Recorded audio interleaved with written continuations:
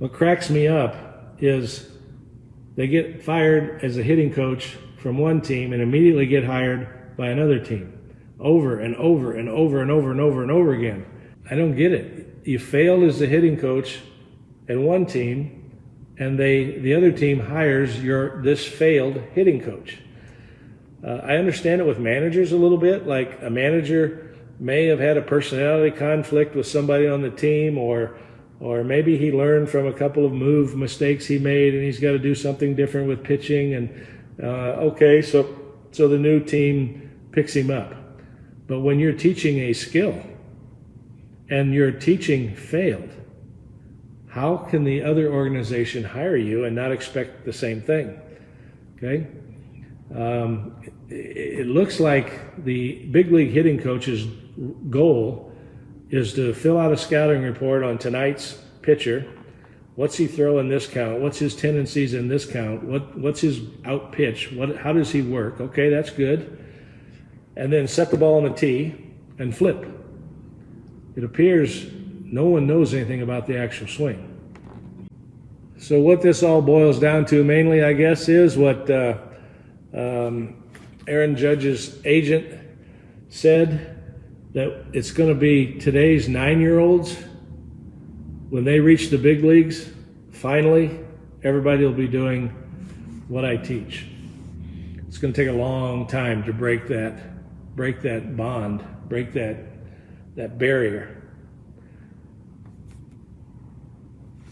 Okay. Do you think there are hitting coaches in MLB that teach HLP but don't want other teams to know? Justin, I'll tell you what I know.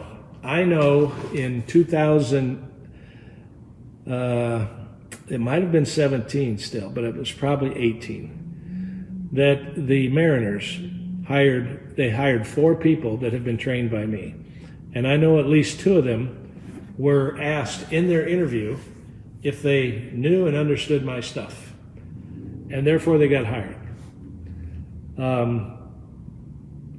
But as they go and work in their organization, it appears that there is a fear of making waves. There's a fear of ruining a player. And then there's a hope, a desire to keep their job. So they don't want to ruin anybody. They don't want to upset any apple carts. They don't want to take a chance. They don't want to risk that they can help somebody, because if they fail, they're going to lose their job. So it becomes, keep my job. That's important to them. So if they can set the ball on the tee and flip to the players, and if the players can have some success doing whatever they're doing, then I get to keep my job. And it's really kind of pathetic. I could absolutely not do that. It's probably why they didn't hire me, not that I've ever been asked to be hired.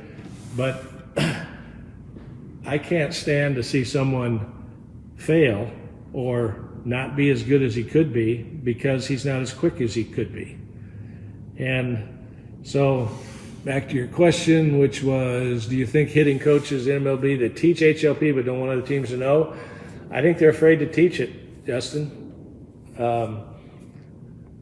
At least all in.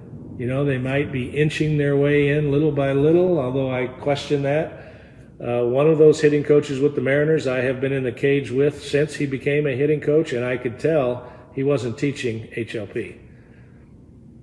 If he was, he's ignoring very important elements of it.